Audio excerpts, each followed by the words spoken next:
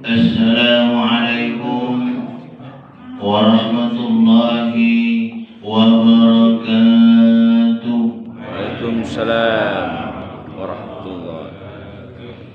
Alhamdulillahilladzi an'ama 'alaina bi ni'matil iman wal islam wa bi ni'matis sihhati wal faragh. Asyhadu an la ilaha illallah wahdahu la syarika lah wa asyhadu anna Muhammadan 'abduhu wa rasuluh. Allahumma salli ala Muhammad wa ala ali Muhammad, amma ba'd. Yang kami hormati Ketua Musholah Al-Ihsan beserta jajaran kepengurusannya, yang kami hormati Bapak Ketua RT atau yang mewakilinya, yang kami hormati juga para orang tua kami, Bapak Jasib, Bapak Ibu hadirin yang insya Allah kita semua sama-sama dirahmati Allah Subhanahu wa Ta'ala. Amin. Mari selalu kita bersyukur kepada Allah Subhanahu wa Ta'ala atas nikmat yang telah diberikan kepada kita, di mana dengan nikmat tersebut alhamdulillah pada subuh ini kita bisa bersama-sama bersilaturahim, kita bisa bersama-sama bertaqarrub ila Allah, mendekatkan diri kita kepada Allah Subhanahu wa Ta'ala sebagai wujud syukur kita kepada Allah atas apa-apa yang telah diberikan kepada kita. Salawat dan salam tak lupa juga selalu kita haturkan untuk junjungan kita Nabi besar Muhammad Sallallahu alaihi wasallam beserta keluarga, sahabat dan para pengikut-pengikut beliau, dan juga kita bersama-sama berdoa semoga kita dan keluarga-keluarga kita termasuk dalam golongan orang-orang yang selalu taat kepada Allah dan taat mengikuti apa yang diperintahkan oleh baginda Rasulullah Sallallahu alaihi wasallam. Amin ya rabbal alamin. Bapak-bapak, ibu-ibu hadirin yang insyaallah sama-sama rahmat Allah Subhanahu wa Ta'ala, setiap kita tentunya selalu berharap dan berdoa kepada Allah Subhanahu wa Ta'ala agar kita dan keluarga-keluarga kita selalu diberikan oleh Allah Subhanahu wa Ta'ala keistiqomahan untuk kita bisa selalu beribadah kepada Allah Subhanahu wa Ta'ala, menjalankan perintah Allah Subhanahu wa Ta'ala. Karena memang ini merupakan cerminan bagi seorang hamba yang mengaku bahwasanya kita memang benar-benar beriman kepada Allah dan juga mengakui bahwasanya Nabi Muhammad SAW adalah utusan Allah suri tauladan buat kita semua. Maka ketika kita mengakui ini, maka yang utama sekali yang harus selalu kita lakukan ialah bagaimana kita harus berusaha bersama mengaplikasikan apa yang Allah perintahkan kepada kita sebagaimana yang telah dicontohkan oleh Nabi kita Muhammad Sallallahu alaihi wasallam. Karena ketika kita baru hanya berkata kepada diri kita, aku beriman kepada Allah Subhanahu wa Ta'ala, aku percaya kepada Allah Subhanahu wa Ta'ala, tapi ketika dilihat kesehariannya masih jauh dari Allah Subhanahu wa Ta'ala, masih maaf mudah-mudahnya meninggalkan perintah Allah Subhanahu wa Ta'ala, maka yang seperti ini kita belum termasuk didolongkan dalam golongan orang-orang yang imannya kafah, imannya utuh, imannya sempurna belum. Karena keimanan yang kafah itu ialah bagaimana kita bersama-sama berusaha tasdiqun fi qalbi wa qaulun bil lisan wa amalun bil arkan. Ketika kita sudah meyakini bahwasanya Allah Subhanahu wa Ta'ala adalah Tuhan kita, Nabi Muhammad sallallahu alaihi wasallam ialah utusan Allah suri tauladan buat kita, maka yang kedua ialah bagaimana kita berusaha bersama, sudah kita tasdiqun bil qalbi wa qaulun bil lisan wa amalun bil arkan. Setelah keluar dengan ucapan lisan kita dengan kalimat syahadatain, asyhadu an la ilaha illallah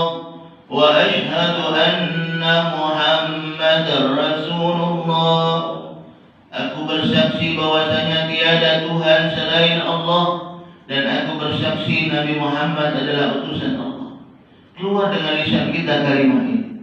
Ketika kita sudah mengeluarkan dengan lisan kita kalimat ini, kalimat syahadatain, maka tak perlu lagi kita bertanya, menanyakan kenapa Allah Subhanahu wa taala memerintahkan kita untuk selalu beribadah, untuk selalu mengerjakan sholat. Kenapa? Enggak perlu lagi kita bertanya itu. Tapi bagaimana kita bersama-sama berusaha sekali lagi melaksanakan apa yang Allah perintahkan kepada kita dan apa yang dicontohkan oleh Nabi kita Muhammad sallallahu alaihi wasallam. Inilah yang terpenting bagi kita. Maka oleh karena itu bersyukur kita pada subuh kali ini kita bisa bersama-sama bersilaturahim di mushola kita ini dan juga bersama-sama tadi telah menunaikan ibadah salat subuh secara berjamaah. Tak lupa kita pun tetap harus mendoakan saudara-saudara kita yang mungkin saat ini belum terbangun dari tidurnya, belum melaksanakan ibadah salat subuhnya. Maka tak lupa kita mengajak, yuk bangun, bangun salat subuh dulu. Yang mungkin semalam aktif dengan kegiatan dunianya, selesai urusan dunianya, saat ini sudah masuk waktu subuh. Bagaimana kita harus selalu juga mengerjakan, yuk bangun. Istri membangunkan suaminya, suami membangunkan istrinya, orang tua membangunkan anak-anaknya, dan bisa jadi anak-anak membangunkan orang tuanya yang belum terbangun dari tidurnya, belum melaksanakan ibadah salat subuh. Diajak bersama-sama untuk menunaikan ibadah salat subuh. Karena subhanallah, kita ketahui bersama bahwasanya salat ini sekali lagi merupakan cerminan bagi kita, kecerminan bahwasanya memang kita ini beriman kepada Allah Subhanahu wa taala, percaya kepada Allah Subhanahu wa taala. Sebagaimana dalam hadis baginda Rasulullah sallallahu alaihi wasallam mengatakan, "Bunyal Islamu ala khamsin, asy-syahadati an la ilaha illallah wa anna Muhammadar Rasulullah wa iqamis shalah wa ita'iz zakah wa shaum Ramadan wa hajjil baiti man istata'a ilaihi sabila." Sungguhnya Islam itu terbangun dari 5 pondasi. Di mana kalau pondasi ini kuat kita laksanakan dalam kehidupan kita, maka insya Allah keislaman kita menjadi Islam yang kafah, Islam yang insya Allah mendapat keridhaan dari Allah Subhanahu wa taala. Apa? Tadi diawali dengan kalimat syahadatain, kalimat syahadah. Yang kedua, apa tugas kita dari yang kedua ini? Bagaimana kita selalu berusaha wa iqamis shalah, mendirikan sholat, mendirikan sholat di sini, iqam, aqama, mendirikan, bukan mengerjakan. Kalau mengerjakan sudah selesai kita sholat sudah balik, selesai. Tapi bagaimana asar sholat ini tadi terkadang belum terbentuk dalam diri kita. Karena kita tahu asar sholat ini kan yang utama, bagaimana kita bisa tanha 'anil fahsya'i wal munkar, meninggalkan dari hal-hal yang dilarang oleh Allah Subhanahu wa taala.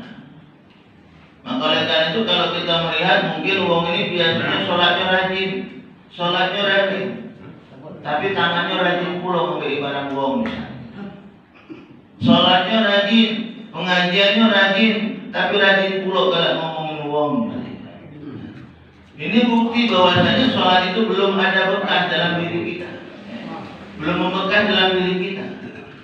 Makanya terkadang kita sholat tapi masih melakukan hal-hal yang dilarang oleh Allah Subhanahu wa taala. Maka yang seperti ini yuk kita sama-sama perbaiki. Yang seperti ini mari kita sama-sama perbaiki. Kenapa? Karena berarti dalam kita mengerjakan perintah Allah, sholat tadi terutama itu belum ada asarnya pada diri kita, belum membekas dalam diri kita. Maka oleh karena itu kita perlu selalu seperti ini. Wa tawasau bil haq wa tawasau bis sabr. Saling ingat mengingatkan, saling tegur. Jika mungkin ada di antara kita sesama jamaah khilaf, melakukan sesuatu yang tidak sesuai dengan ketentuan Allah Subhanahu wa taala, diingatkan, saling ingatkan. Ada yang lupa diingatkan, saling mengingatkan. Lalu jangan sampai maaf kita yang diingatkan lagi nak marah. Ini kan sekarang maaf Pak Ado juga, Wah, ini ketika diingatkan, dikasih tahu bahwasanya dia salah, marah. Yang ingatnya di mana? Kalau dia masih muda baru belajar misalnya gitu. Marah, tidak terima diingatkan. Nah jangan. Kenapa? Karena pada hakikatnya ketika ada orang yang mengingatkan kita, mengarahkan kita kepada kebaikan, itu sebenarnya Allah Subhanahu wa Ta'ala masih sayang sama kita. Sekali lagi, ketika masih ada orang yang mau mengingatkan kita, mengarahkan kita kepada kebaikan, sesungguhnya Allah Subhanahu wa Ta'ala masih sayang sama kita. Allah sayang dengan kita karena Allah tidak ingin kita ini mabuk. Nantinya tatkala kita kembali kepada Allah Subhanahu wa Ta'ala, bukan dimasukkan ke dalam surganya Allah mendapatkan nikmat dari Allah, tapi malah sebaliknya menjadi temannya syaitan. Ini yang Allah tidak mau dari kita manusia. Jadi Allah ini tidak ingin kita manusia ini Pak nantinya menjadi temannya syaitan di neraka Allah Subhanahu wa Ta'ala. Tidak mau. Makanya Allah Subhanahu wa Ta'ala mengutus sosok manusia pilihan untuk dijadikan panutan buat kita manusia. Siapa Nabi kita Muhammad sallallahu alaihi wasallam? Laqad kana lakum fi Rasulillahi uswatun hasanah. Sungguh telah ada pada diri baginda Rasulullah sallallahu alaihi wasallam itu uswatun hasanah. Contoh suri tauladan yang baik untuk kita manusia. Allah utus baginda Rasulullah untuk agar apa? Agar sekali lagi kita ini menjadi orang-orang yang insya Allah selalu berada di jalannya yang lurus. Karena kita ketahui bersama zaman-zaman jahiliyah dahulu, sebelum baginda Rasulullah SAW diutus, subhanallah, naudzubillah, banyak sekali kemungkaran-kemungkaran yang dilakukan oleh orang-orang jahiliyah. Sampai ibadahnya pun masih bingung Tuhannya yang mana. Ada yang menyembah matahari, ada yang menyembah patung, ada yang menyembah api, macam-macam. Kenapa? Karena itu tadi belum tahu Tuhan yang sebenarnya itu yang mana. Makanya Allah Subhanahu wa Ta'ala mengutus baginda Rasulullah SAW. Ini Tuhan kita. Yang satu, tidak ada yang lain kecuali Allah Subhanahu wa Ta'ala. Qul huwallahu ahad, Allahus samad, lam yalid wa lam yulad. Katakan bahwa Tuhan kita ini esa satu. Allah Tuhan kita, Allah yang satu. Tempat kita bergantung tidak diperanakan dan juga tidak beranak dan juga tidak diperanakan. Ini Allah. Cuma memang Pak yang namanya merubah sesuatu kebiasaan itu tidak mudah seperti kita membalikkan telapak tangan kita, Pak. Tidak mudah. Ada perjuangannya. Makanya baginda Rasul sendiri ketika mengajak umatnya pada zaman dahulu, umatnya pada zaman jahiliyah dahulu, itu tidak langsung, Pak. Tidak langsung ngomong ketika dapat perintah Allah langsung disampaikan, tidak. Tapi dakwahnya secara sir, sembunyi-sembunyi, dari keluarganya dulu terdekat, disampaikan, ngajak kepada agar kita beriman kepada Allah, menyembah Allah pelan-pelan. Begitu juga dalam kehidupan kita bermasyarakat ini. Ketika kita kepengen nak merubah seseorang, kepengen nak merubah mungkin lingkungan kita yang tadinya mungkin maaf penuh dengan kemaksiatan, pelan-pelan, pelan-pelan merubahnya. Tidak baca langsung Pak. Sama ketika Allah Subhanahu wa Ta'ala mengharamkan khamar. Karena kan kita tahu di Arab dulu kan minumnya khamar. Cuman khamar sana beda dengan khamar kita, khamar minumnya. Pada saat itu Allah mengharamkan khamar, apakah perintah khamar itu langsung disampaikan oleh baginda Rasul? Wahai Nabi Muhammad SAW, sampaikan kepada mereka pada saat itu bahwa dia khamar itu haram, najis, jauhi, jangan diminum. Tidak ada itu. Allah perintahkan pada saat itu, wahai ketika baginda Rasulullah SAW mendapatkan wahyu tentang khamar ini, sampaikan bahwasanya khamar itu ada manfaatnya, ada mudaratnya. Awalnya. Ada manfaat, ada mudarat, memang benar. Tapi mudaratnya itu lebih besar daripada manfaatnya. Itu awal pengharaman khamar. Sudah selesai itu disampaikan, turun lagi ayat yang berikutnya. Apabila kamu sholat tidak boleh dalam keadaan mabuk. Kenapa? Karena kalau kita sholat dalam keadaan mabuk 2 rakaat. Namanya tidak sadar, ya Pak. Tidak sadar. Rasul bosan 2 rakaat, ini 3 rakaat. Misalnya gitu kan. Karena dia mabuk, tidak sadar. Sudah saat itu diperintahkan bahwa ini tidak boleh sholat dalam keadaan mabuk, baru turun ayat yang selanjutnya. Sungguhnya khamar itu najis, rijsun min amali syaitan, fajtanibu, maka jauhi. Nah, itu tahapan-tahapan dalam menyampaikan sesuatu kalau kita kepengen merubah.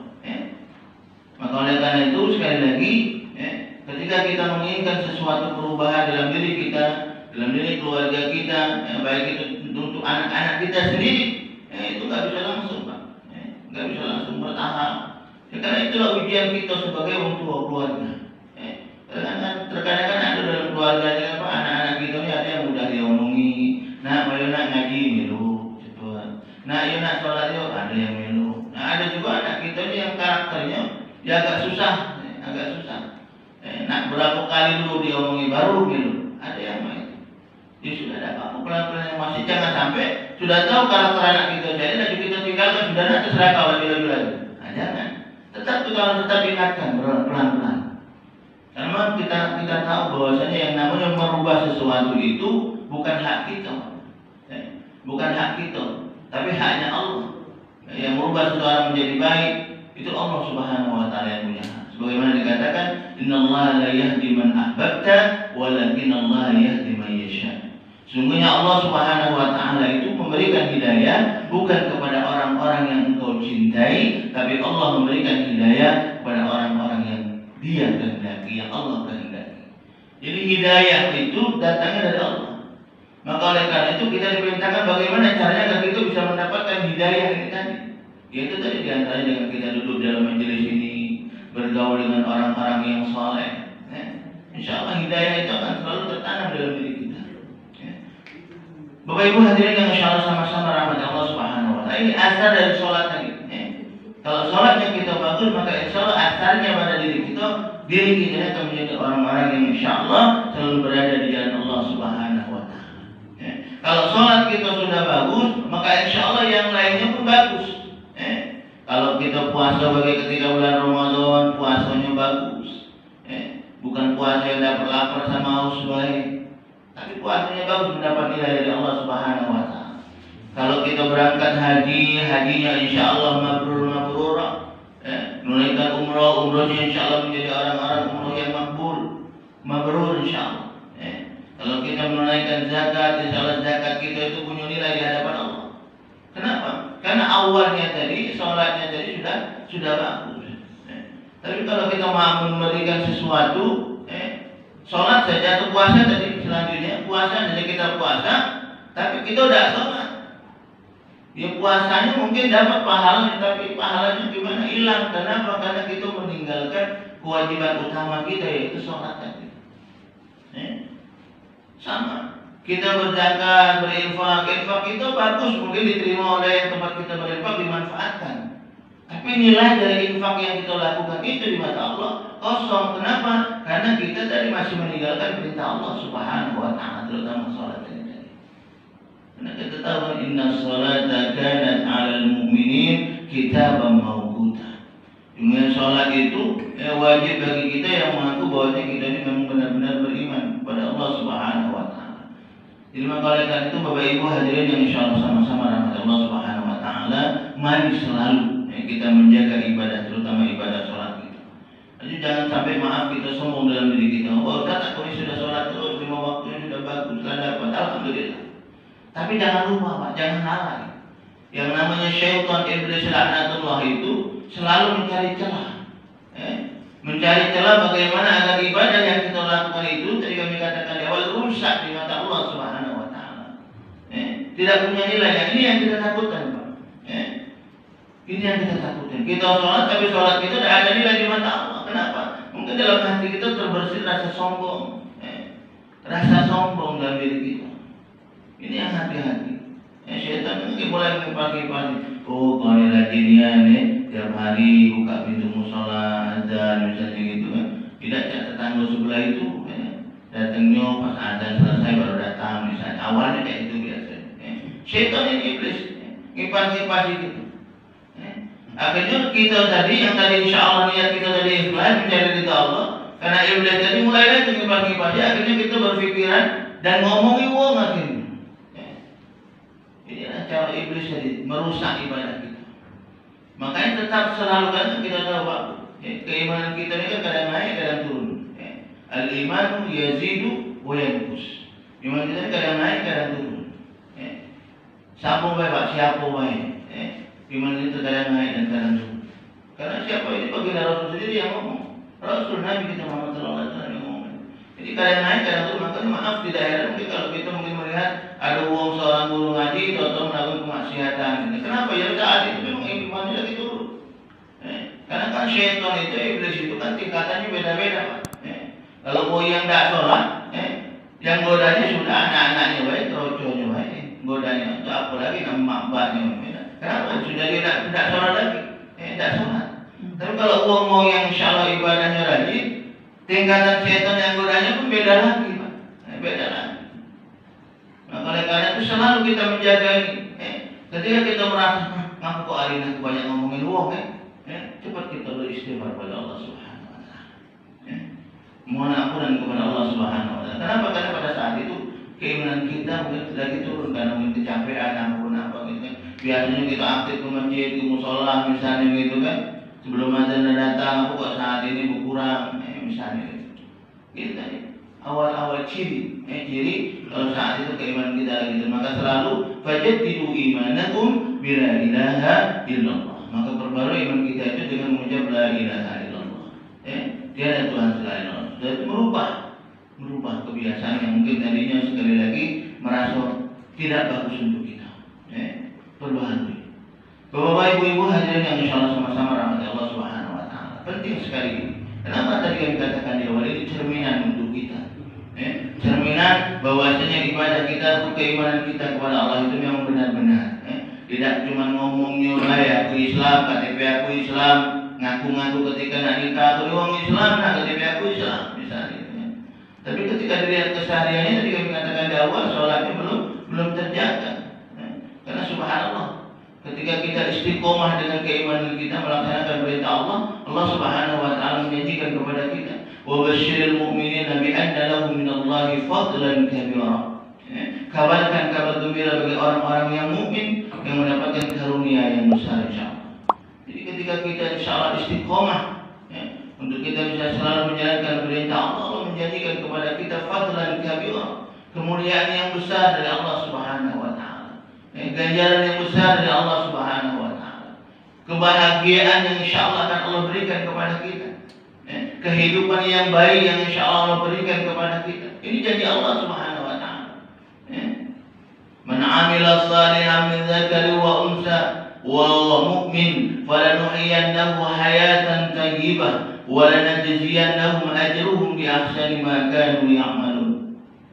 Barang siapa yang melakukan amal saleh, laki-laki ataupun perempuan, didasari karena keimanan kepada Allah, didasari karena ingin mencari ridha Allah Subhanahu Wa Taala, apa janji Allah? Akan berikan hayatan thayyibah, kehidupan yang baik. Bukan cuma itu saja, walanajziyannahum ajruhum bi ahsani ma kanu ya'malun. Allah pun akan memberikan ganjaran, balasan melebihi dari apa yang kita lakukan. Subhanallah. Ini janji Allah Subhanahu Wa Taala kepada kita. Dalam ayat lain juga Allah Subhanahu Wa Taala memberitahukan dalam surat Al-Maidah, dikatakan oleh Allah Subhanahu Wa Taala, a'udzubillahi minasyaitonir rajim. Wa'adallahu alladhina amanu wa 'amilus shalihat lahum maghfiratu wa ajrun 'azim. Dikatakan oleh Allah Subhanahu Wa Taala, Allah Subhanahu Wa Taala berjanji kepada orang-orang yang beriman, pertama wa 'amilus shalihat, dan juga beramal soleh, bahwasanya bagi mereka ada ampunan dan ganjaran yang besar. Subhanallah. Al-Quran surat Al-Maidah ayat 9. Ini subhanallah, banyak sekali janji-janji Allah yang diberikan kepada kita, memotivasi kita, memotivasi kita agar kita ini selalu mendekatkan diri kita kepada Allah Subhanahu Wa Taala. Ganjaran. Tapi ingat sekali lagi dalam ayat ini dikatakan amanu wa 'amilus shalihat. Ini yang perlu bersama-sama kita harus garis bawahi. Ketika keimanan kita bagus kepada Allah, jangan lupa wa 'amilus shalihatnya juga harus bagus. Akhlak kita juga kepada sesama manusia harus bagus. Jangan sampai, maaf sekali lagi, ibadah kita bagus, sholat kita bagus, tapi akhlak kita dengan manusia tidak bagus. Tadi kami katakan di awal, masih galak ngomongin uang tadi misalnya gitu kan. Kalau mungkin ada undangan masih galak pilih-pilih, aku ngadili dia itu miskin misalnya gitu kan. Milih-milih. Padahal pada saat itu bisa untuk menghadiri misalnya. Kecuali memang kalau ada uzur, Pak lain cerita ya. Padahal pada saat itu bisa. Ini hati-hati. Jadi nak kita sama-sama yang jaga dua ini, karena yang Allah berikan fasilitas yang bagus itu kalau duanya ini bagus, aman wa amil salihahnya bagus. Terkadang ada juga Pak di antara kita di lingkungan kita, masyarakat kita terkadang kita khusus untuk dirinya baik bagus. Untuk dirinya mendekatkan diri untuk dirinya baik, tapi kepada yang lain tidak berbau. Tidak mau berbaur, tidak mau bersama-sama, berinteraksi bersama, tidak mau nak dewek baik, nak sekelompok dia baik. Jangan seperti itu. Kenapa? Karena pengamalan ilmu itu tidak seperti itu. Pengamalan dari keimanan kita kepada Allah tidak seperti itu.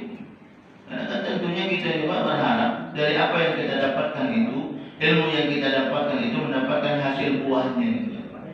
Mendapatkan buahnya bagaimana. Jadi sama dengan kita nanam pohon mangga di rumah kita, selagi kita tanam yang kita harapkan tentunya bukan cuma pohon mangganya baik hidup, tapi mana ada buahnya yang kita bisa petik, bisa kita nikmati. Nah itu juga dengan ilmu. Ketika kita belajar ilmunya, belajar ilmu dapat kita ilmu tahu. Nah selanjutnya ilmu itu selain kita pakai untuk diri kita, jangan sampai kita lupa kita pun harus amalkan ilmu itu kepada orang lain. Agar apa? Agar kita ilmu yang kita miliki itu bisa panjang. Ilmu yang kita miliki itu nanti bisa memberikan manfaat sampai kita nanti kembali kepada Allah Subhanahu wa Ta'ala. Karena dalam hadis baginda Rasulullah SAW mengatakan, "Idza mata ibnu Adam inqata'a 'amaluhu illa min thalathin, sadaqatin jariyatin, al-'ilmu yuntafa'u bihi, wa waladin salih yad'u lahu." Apabila mati anak Adam kembali kepada Allah Subhanahu wa Ta'ala, terputus amalnya illa min thalathin, kecuali yang tiga. Apa? Shadaqatin jariyah, sedekah jariyah. Amalan-amalan yang kita lakukan untuk kemaslahatan umum, untuk kemaslahatan umat. Kalau kita ada musola seperti ini, mungkin apa yang kurang di musola kita beri, alhamdulillah. Kalau ada kita ini alhamdulillah. Warganya, masyarakatnya dermawan, kalau terutama untuk di rumah-rumah ibadah, insyaallah. Kita doakan orang-orang yang menginfakkan hartanya untuk rumah Allah ini akan terus diberikan kesehatan selalu oleh Allah Subhanahu wa Ta'ala. Selain rumah ibadah banyak juga kita lihat jalan-jalan mungkin yang sifatnya fasilitas umum yang belum bagus, mungkin ada rezeki sedikit tampil. Ini jangan jaga jalanlah bagus malah dibuat lemah pula. Ada Pak sekarang kan jalanlah sudah bagus dibuat lemah, jadi yang tadinya mulu jalan jeruk. Nah itu yang bahaya kita nih Pak. Iya, nambah ya. Jalannya mah bagus, pelayan sedikit laduk tuh. Perasaan baru dicot sudah ada polisi itu. Bahaya Pak. Jadi ingatlah kalau ada pengecoran jalan buat polisi itu udah sana.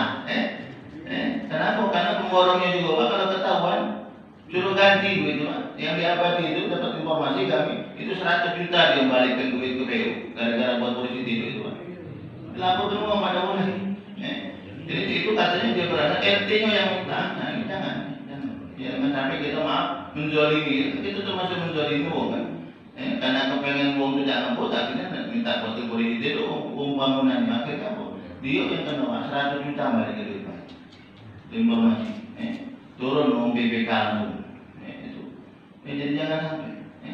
Jadi lemahlah daripada kita buat polisi itu nampaklah yang jelek-jelek. Harusnya bisa dapat imbalannya, dapat pahalanya, ada nilai di mata Allah Subhanahu wa Ta'ala. Walaupun mungkin cuma sedikit. Ini kan saudara kita tinggal iseng-iseng Pak. Kayak dia rangka rumah, buat fondasi, buat pandu misalnya buat jalan. Kayak murah ada cuma dikit, tampilnya di jalan. Bukan tampilnya dibuatnya gundukan di jalan gitu kan. Bahaya. Kalau nampil lemah, buat gundukan di jalan Pak. Kalau dia gundukannya lemah, bagus 50. Ini kan tajamnya juga galon Pak. Termasuk yang ngomong kasih. Ya, subhanallah. Ini kenyataan di lingkungan kita yang seperti itu. Maka oleh karena itu kita sama-sama. Jangan sampai sesuatu yang sudah bagus itu malah kita buat tidak nyaman. Malah kita buat tidak nyaman. Bapak Ibu hadirin yang insyaallah sama-sama rahmat Allah Subhanahu wa taala. Jadi ini tadi yang dikatakan di awal. Bagaimana sekali lagi kita bersama-sama selalu mendekatkan diri kita kepada Allah Subhanahu wa taala. Tapi tentunya yang dikatakan di awal juga ketika kita selalu berusaha istiqomah, ada baik terkadang kita khilaf salah. Tapi subhanallah, walaupun menjanjikan kepada kita kalau kita mungkin ada khilaf salah, lahum maghfiratun. Bagi mereka Allah Subhanahu wa taala memberikan maghfirah, ampunan, wa ajrun azim, dan juga balasan yang besar insyaallah. Kalau kita ada khilaf salah yang tidak kita sengaja, yang tidak sengaja jangan direncanakan, salah direncanakan, melakukan sesuatu yang tidak baik direncanakan. Aku jangan melakukan ini, pokoknya boleh jual kaki sudah aku minta ampun sama Allah. Karena tahu kan, kalau dapat ampunan, jangan itu, jangan seperti itu. Kenapa? Karena kita takut, kalau kita sudah tahu saat kita melakukan sesuatu yang dilarang oleh Allah, saat itu Allah mengutuskan malaikat Israel kepada kita, nah ini yang kita takutkan. Saat kita melakukan kesalahan, kita anggap sepele, biasa baik, tapi saat itu, naudzubillah, ketika kita melakukan kesalahan itu Allah mengutus malaikat Israel ini dan nunggu depan pintu misalnya gitu ya. Nah, dan sadar kita, ini yang kita takutkan. Makanya Allah Subhanahu wa taala itu tidak memberitahukan kepada kita kapan kita mati itu dan dikasih tahu sama Allah. Itu rahasia Allah. Tujuannya apa? Tujuannya agar kita ini selalu buat persiapan. Selalu buat persiapan untuk menghadapi itu tadi. Dan Allah mengingatkan, ya ayyuhalladzina amanu taqullaha wal tanzur nafsum ma qaddamat lighad wattaqullaha innallaha khabirun bima ta'malun. Wa ya orang yang beriman bertakwa kepada Allah dan menjauhi maksiat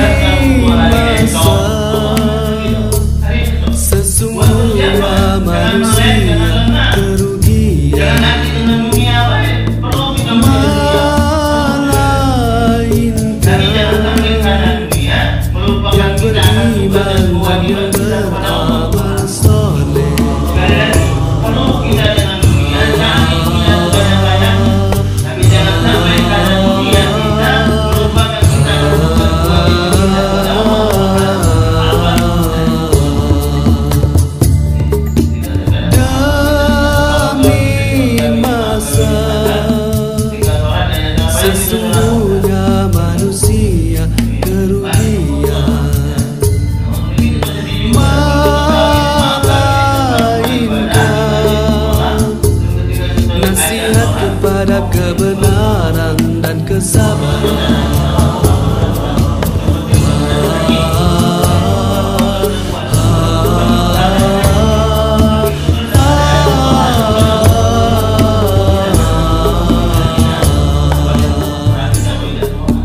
Gunakan kesempatan yang masih diberi, moga kita takkan menyesal. Kita jangan disia-siakan karena dia takkan kembali. Ingat 5 perkara sebelum 5 perkara, sihat sebelum sakit, muda sebelum tua, kaya sebelum miskin, lapang sebelum sempit, hidup sebelum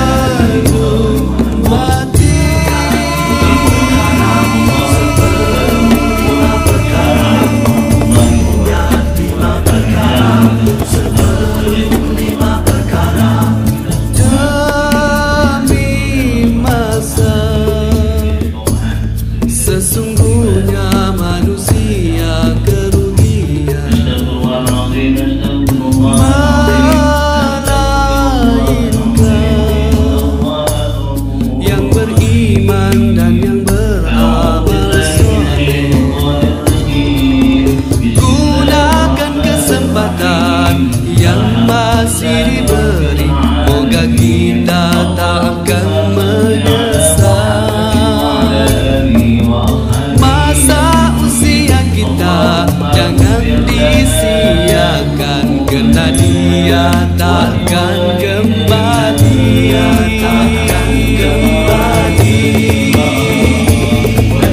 Ingat 5 perkara sebelum 5 perkara, sihat sebelum sakit, muda sebelum tua, kaya sebelum miskin, lapang sebelum sempit, hidup sebelum mati.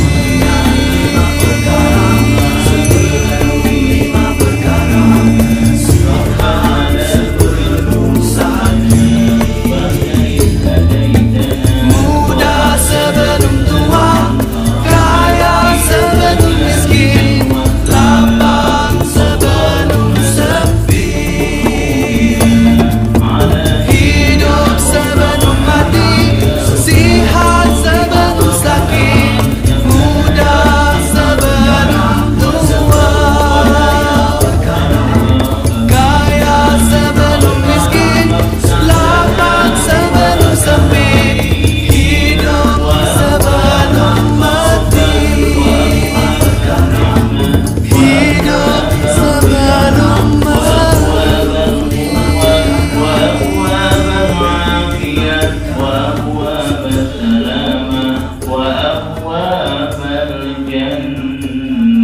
اللهم تقبل دعاء وتقبل حاجاتنا يا الله يا أرحم الراحمين. ربنا آتنا في الدنيا حسنة وفي الآخرة حسنة وقنا عذاب النار. وصلى الله على سيدنا محمد وعلى آله وأصحابه أجمعين. سبحان ربك رب العزة عما يصفون وسلام على المرسلين والحمد لله رب العالمين. تقبل الله منكم منا وتقبل الكريم. السلام عليكم ورحمة الله وبركاته. Selamat diminum kopi. Kalau belum diminum kopinya Pak, pahalanya belum ngalir. Kopinya belum ngalir ke perut, pahalanya belum ngalir juga yang buat. Alhamdulillah, semoga insyaallah yang memberikan ini mendapat semoga dari Allah. Yang mana Pak? Dina. Kopi dulu baru merokok.